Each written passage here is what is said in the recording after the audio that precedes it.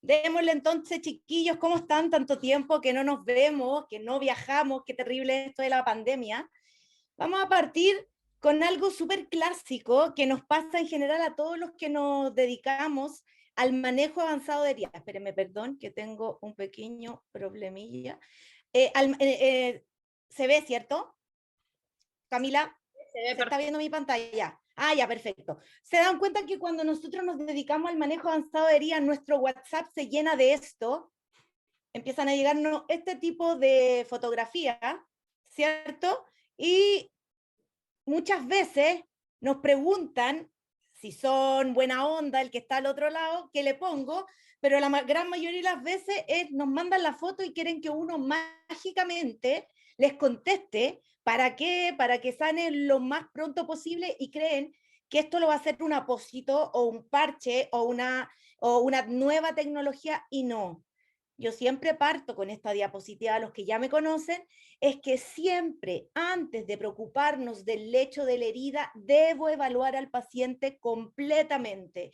Nunca, nunca se preocupen directamente del lecho de la herida. Si yo me preocupo solo del lecho de la herida y no indago más allá, es muy probable que nos demoremos en cicatrizar la lesión, si es que es una úlcera, e incluso que nosotras mismas empecemos a estancar la lesión. Por lo tanto, es fundamental siempre evaluar al paciente con un enfoque holístico y sistemático, en donde no solo me voy a preocupar de aspectos físicos del paciente, sino que también aspectos sociales, psicológicos. No sé, de repente me llegan pacientes con pie diabético, en donde uno tiene claro que debe hacer reposo, tiene que usar una bota de descarga, etcétera, pero si el paciente vive solo, ¿qué hacemos ahí? Qué importante saber su entorno, ¿cierto? ¿Dónde vive? O si el paciente está con una depresión, me imagino aquí somos todos o todes apasionados, ¿cierto?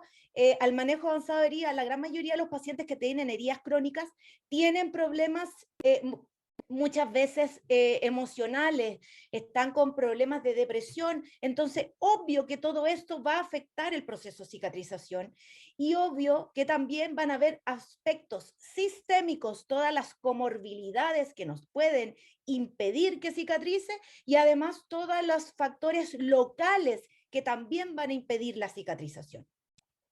Por lo tanto, siempre yo debo hacer una evaluación holística. Cada vez más existen nuevas herramientas para evaluar al paciente. Esta clase no se trata de esto, pero en el fondo les quiero contar que hay una guía del 2020 en donde sale cuál es una de las mejores, a lo mejor, herramientas para evaluar al paciente y no equivocarse, porque en general no todas o todos tenemos la suerte de dedicarnos 100% a curar heridas. Muchas veces hacemos muchas otras cosas en nuestro quehacer diario. Entonces necesitamos tener una estructura para poder abordar completamente al paciente y poder llegar al diagnóstico etiológico. Por lo tanto, una evaluación completa del paciente debe abordar la causa subyacente. Debemos identificar todas las barreras de cicatrización que va a tener ese paciente. Idealmente, la herramienta debiera permitir documentar el estado de la herida, de qué porte está, cuánto tejido granulatorio tiene, necrótico, etcétera. Facilitar el seguimiento y los cambios del paciente y su herida en el tiempo, proporcionar una base de recopilación para el progreso y datos de resultados, informar sobre la planificación del tratamiento y, por supuesto, permitir que el paciente, su cuidador y nosotros mismos veamos si esta herida está progresando o se está deteriorando. Y en el caso de esto, esta es una herida que estuvo durante mucho tiempo en distintas unidades y clínicas de herida hospital y este paciente estaba con, ustedes lo ven, o sea, aquí está clarísimo, una úlcera venosa infectada, es venosa 100% porque su ITB es normal y fíjense que aquí lo único que había que hacer era manejar con terapia compresiva, manejar localmente la infección, tomar por supuesto antibiótico oral y este paciente se cerró en menos de 2 meses. Por lo tanto, qué importante es la evaluación holística de nuestro paciente. Por lo tanto, siempre que tengan un paciente con una lesión, determinar la causa de la herida, identificar todas las patologías que nos vayan a influir en el proceso de cicatrización, evaluar lecho de la herida, borde de la herida y la piel perilesional, tal como lo habló también Javiera en la clase anterior, elaborar un plan de tratamiento, por supuesto, el plan de tratamiento basado en evidencia y siempre evaluar evolución, no olvidarme de que de repente uno va al lugar y me dice, no, la herida está súper bien, 100% granulatorio, pero lleva 4 semanas con 100% granulatorio y las mismas medidas. Por lo tanto, ojo, hay que evaluar, hay que estar pendiente de cómo se está cicatrizando, cómo está cerrando la lesión. Este es el caso, esta foto que pongo acá para mí fue como súper clarificadora en el tema del diagnóstico etiológico. Este paciente llevaba muchos años pululando por distintos centros de herida y todo le decían que era una herida de extremidad inferior, venosa. Fíjense la forma que tiene la úlcera. No tiene pinta de ser una úlcera venosa. Miren la localización. Este paciente, cuando determinamos la causa de la herida, era una osteomelitis. Por lo tanto, qué importante decirle al paciente que esta herida no va a sanar, se va a achicar, se va a agrandar porque tiene una osteomelitis del hueso. Entonces, fundamental evaluación. Tenemos una infinidad de diagnósticos etiológicos. Antiguamente era mucho más fácil el tema de, ¿cómo se llama? El tema de las heridas porque nos preocupábamos solo del lecho, ¿se acuerdan? Y como nos preocupábamos solo del lecho, nos demoramos harto en sanar. Ahora estamos mucho más eficientes y queremos las cosas que sean y que se cumplan según lo que dice la evidencia. No da lo mismo manejar una lesión por presión que una dermatitis asociada a incontinencia. Si yo me equivoco en el diagnóstico, es probable que no sane la lesión. Así que ojo con tener súper amplio en su cabeza que hay distintas lesiones. Muchas veces las lesiones por presión se confunden con lesiones por adhesivos. Entonces, por favor, siempre diagnóstico etiológico previo a la preparación del lecho de la herida y a ir a colocar el apósito, que como que nos pican las manos, uno ve una herida y dice, ay, ¿qué le pongo? La primera pregunta, ¿y cuál es la segunda? ¿Qué tengo? Porque claro, a veces uno le pondría presión negativa y no tenemos. Por lo tanto, importante tener claro cuando una herida no está progresando, se nos está quedando en el fondo estancada, ¿ya? Ojo, las heridas, úlceras venosas deben reducir su volumen a las 4 semanas por lo menos un 40%. Si la herida no ha progresado en el fondo menos de un 40%, esa herida se está estancando y algo estamos haciendo mal, por lo tanto hay que hacer nuevamente nuestra evaluación holística. En el pie diabético somos mucho más exigentes. Un pie diabético exige que por lo menos a las 4 semanas esté el 50% del volumen inicial cerrado. Por eso es tan importante medir las heridas.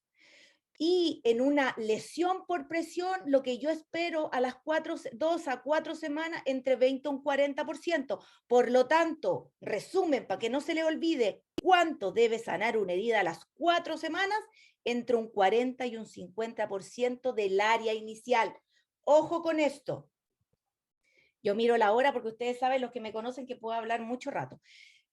En la preparación del lecho de la herida, esto es un término súper antiguo y ya Dosset y Newton nos decían, oye, ojo, que la preparación del lecho de la herida no es irnos directo a la herida, sino que es evaluar al paciente completo.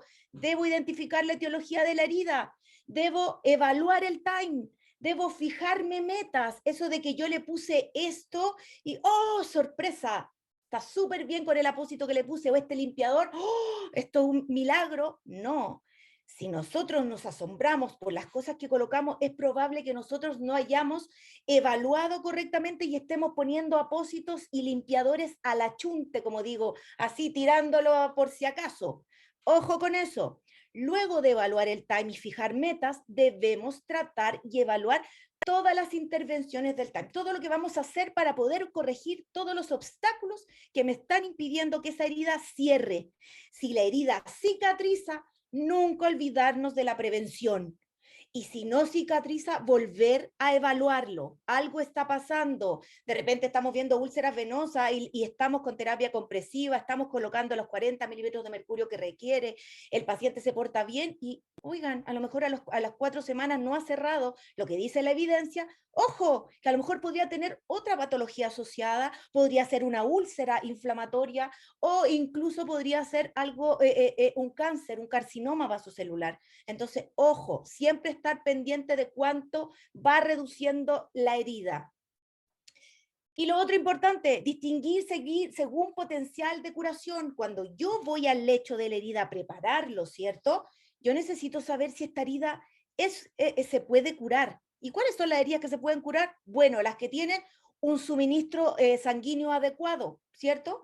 Y que estamos atacando la etiología, sabemos la causa. Pero también tenemos heridas que son solo de mantenimiento, que probablemente tienen un potencial de curación, pueden sanar, pero hay barreras propias del paciente. Por ejemplo, yo tuve un paciente de una lesión por presión que el paciente no quería movilizarse en la zona sacra, no quería, estaba con una depresión terrible y él, nadie lo movía de estar en decúbito supino. Bueno, ahí es una herida de mantenimiento, porque por más que yo coloque tecnología, terapia de presión negativa, si el paciente no se mueve, no estoy tratando la causa, que es la presión. Ojo con eso. Muchas veces también tiene que ver con falta o limitación de recursos. Hay veces que necesitamos manejo avanzado de herida y no los tenemos, por lo tanto sabemos que nos vamos a demorar mucho más que con manejo avanzado de herida. Y también hay heridas no curables y estas son principalmente las paliativas. La herida que está acá, esto era una herida que se trataba como una úlcera venosa, no anduvo a las 4 semanas, se empezó a indagar y este paciente sí tenía un carcinoma vasocelular, se mandó a cirugía, resecaron todo, seguimos manejando la úlcera como venosa, ¿cierto?, con compresión y sanó en menos de un mes. Por lo tanto, qué importante es tener claro hacia dónde va, si es determinar la causa. Ahora hay un nuevo consenso, que también todo esto se lo podemos mandar, porque imagino que todos están, ay, ¿de dónde sacó esto la Claudia? Las que me conocen, después vamos a mandar todo. El nuevo consenso de preparación del lecho de la herida 2021 nos habla de algo que ya sabemos, pero que en el fondo lo ordenan. Y nos dicen, evaluamos a una persona con una lesión, debemos identificar y tratar la causa, debemos preocuparnos de valorar completamente al paciente y a su familia, cuáles son sus necesidades, qué quiere. De repente yo le quiero colocar algo que el paciente no está de acuerdo. Oye, autonomía del paciente, por lo tanto, ojo, luego determinamos la capacidad de sanar, si es curable, si está estancada, si es no curable, si es paliativa. Y aquí recién nos vamos al manejo local de la herida para saber si es posible desbridar. Como decía la Javiera, de repente, no sé, pues tenemos una lesión en un talón y yo no puedo desbridar cortantemente o quirúrgicamente porque el paciente tiene un pie isquémico. Ojo, tenemos que evaluar eso. Tenemos que evaluar también si el paciente está con alguna infección local o con inflamación.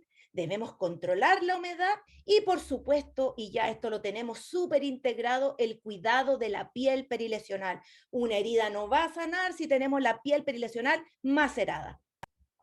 Por lo tanto, clarito, preparación lecho de la herida, la base, limpieza, desbridamiento, no nos vamos a detener aquí porque la Javiera nos dio una clase magistral, pero aquí la preparación y cierto, la limpieza y el desbridamiento se basa en dos conceptos. Time, ¿cierto? Y los cuidados y la preparación y la prevención del biofilm, ¿cierto? En muchos lugares como que les hablan del biofilm y le muestran una herida como esta, pero quiero también decirles que el biofilm no se ve y que hay heridas granuladas que tienen biofilm, incluso heridas hipergranuladas, como la pregunta que hicieron delante, que también tienen biofilm, que están con una infección local. Entonces, y vamos a ver muchos casos ahora. Cuando queremos hacer una limpieza y una correcta preparación, antiguamente teníamos solo solución salina. Y este es el consenso que me imagino que todos lo tienen, y si no lo tienen que leer en la base para manejar lesiones, ¿cierto? O úlcera, que es el consenso de la IWI de 2016, de heridas infectadas, en donde nos hace un resumen de las soluciones limpiadoras. Y lo que vemos aquí es que están divididas en las que conocemos. Nosotros limpiamos con suero fisiológico. El problema del suero fisiológico, es que no tiene ningún efecto contra la biopelícula. El agua estéril tampoco, el agua potable del grifo tampoco. Esto lo único que hace es arrastrar un poco las bacterias, pero no hay nada más. Aparecen también unas nuevas soluciones limpiadoras, que es la polihexametileno de biguanida, ¿cierto? El PHMB, que sí tiene un poder de destruir la biopelícula, y también aparecen el diclorhidrato de octenidina y el ácido hipocloroso hipoclorito de sodio.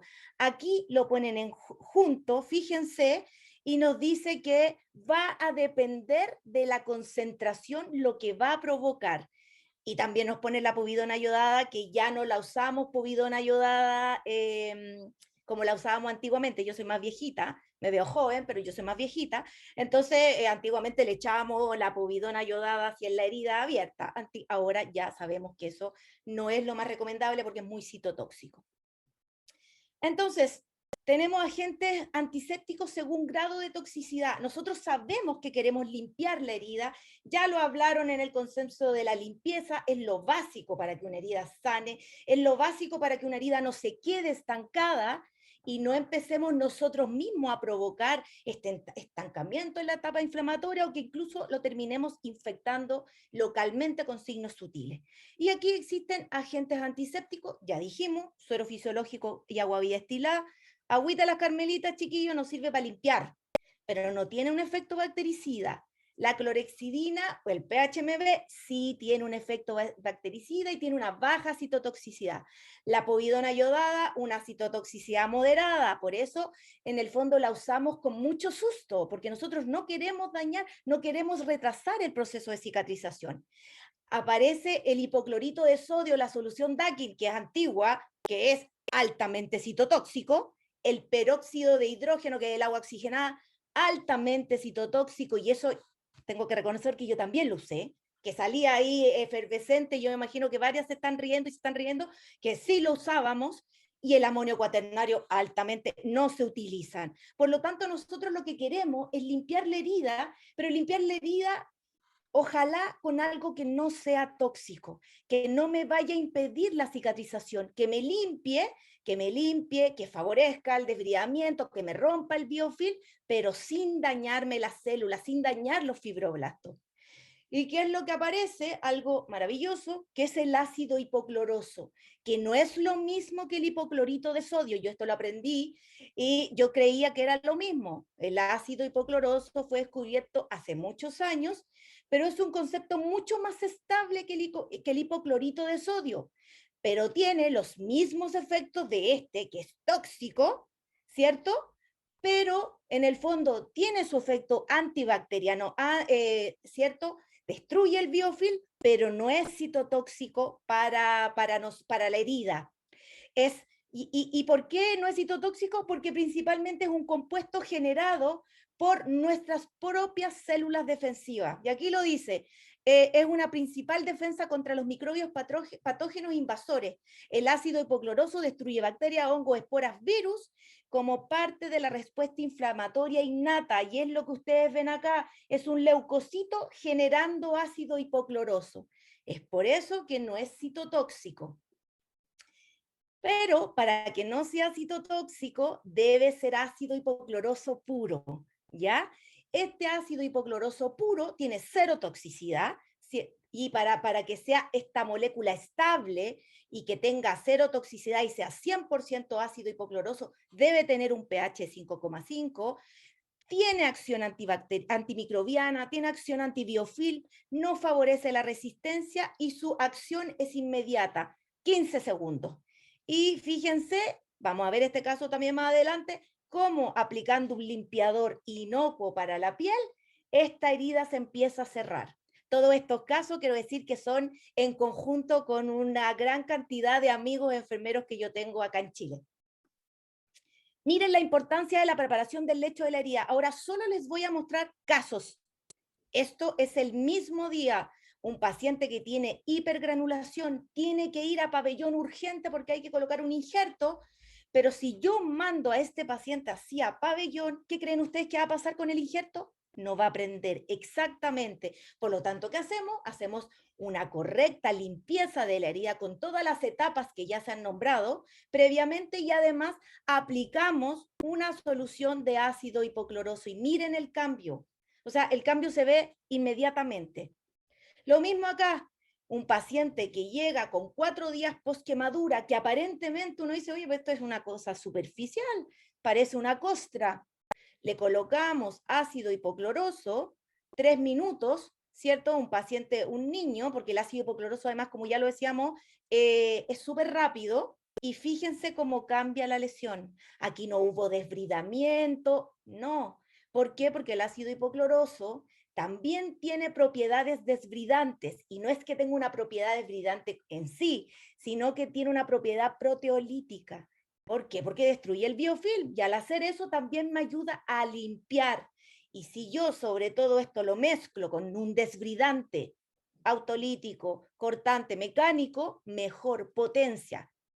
Y es lo que yo le estoy diciendo acá, el ácido hipocloroso puro favorece el desbridamiento, es un coadyuvante, no es que yo le ponga solo el ácido hipocloroso y me va a desbridar, no, tiene que ir de la mano con un desbridamiento, pero esto va a ser mucho más rápido.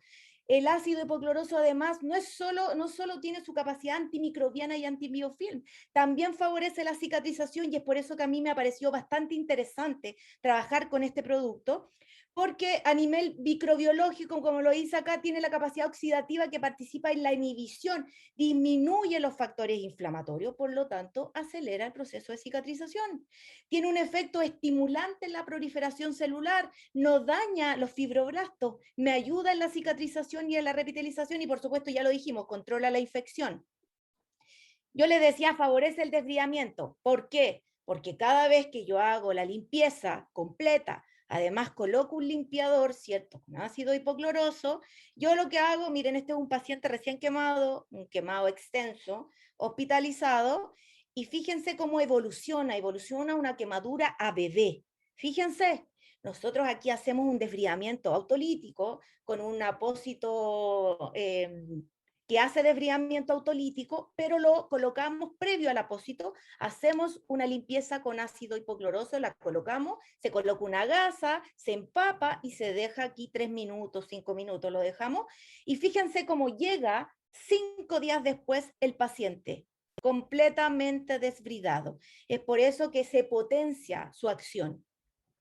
Lo mismo acá, este era un paciente que iba a ir a pabellón, es un paciente que tiene una quemadura por fricción, se hace desbridamiento autolítico, empezamos a cuidar los bordes, qué importante es cuidar los bordes, le empezamos a colocar protector cutáneo, porque si los bordes están macerados no me cicatriza, seguimos colocando el limpiador previa la colocación de, aquí usamos un hidrogel en lámina, si no me equivoco, y fíjense que este paciente no va a pabellón, se salva de pabellón. Los niños en general, esto es aparte, deben ir a pabellón antes de los 15 días. No cicatrizamos a los niños. Aquí otro caso, una lesión por presión que también lo utilizamos, ¿cierto? Para bajar carga bacteriana, destruir biofilm, en conjunto con desviamiento autolítico, y fíjense que esta paciente tampoco logramos que no fuera a pabellón. Otro caso súper impresionante, que es un caso que uno lo ve y dice, este paciente tiene signos sutiles de infección. O sea, tiene 7 meses de evolución, una quemadura que no se pudo injertar, y fíjense cómo está, tejido friable, rojo, hipergranulado, bordes macerados. Aquí nosotros manejamos como si estuviera, o sea, en el fondo está infectada, ¿cierto? Signos sutiles de infección según la IWI, y lo que hacemos es usar una solución limpiadora inocua, porque es un niño, ¿cierto? Que no me dañe, le colocamos un apósito, aquí usamos espuma con un antimicrobiano, y este lo vimos en conjunto con un médico amigo del Hospital de La Serena, y fíjense cómo llega 7 días después. Es como, ¿qué pasó? Y como llega 14 días después, siempre colocando el limpiador, y se va de alta. Logramos sanar una herida que llevaba 7 meses de evolución, que no debió haber sido, pero bueno, lo logramos. Otro caso bien grave, se introdujo una sustancia, ¿cierto?, química para el tema estético este paciente, y produce una quemadura química en donde también llevaba muchos meses sin poder, la herida estaba estancada. Empezamos a hacer el manejo, ¿cierto?, de una herida estancada que además tenía biofilm, se le coloca el limpiador, se coloca además, tenía mucho exudado, por lo tanto también usamos una espuma con un antimicrobiano, empezamos a preocuparnos de los bordes, empezamos a preocuparnos del vendaje. Recuerden que una herida no sana si el apósito no está en su lugar, y fíjense cómo dramáticamente esto sana, y afortunadamente ya la tenemos 100% cerrada, todos usando limpiador. Por lo tanto, resumen, la preparación del lecho de la herida es un enfoque holístico y sistemático.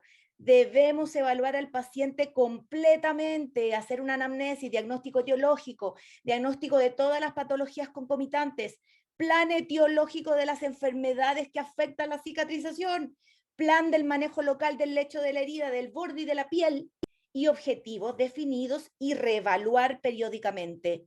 La limpieza de la herida es un paso fundamental, y este webinar completo ha sido de eso, ya lo saben, y el ácido hipocloroso permite una limpieza terapéutica resguardando la seguridad de la herida y el paciente.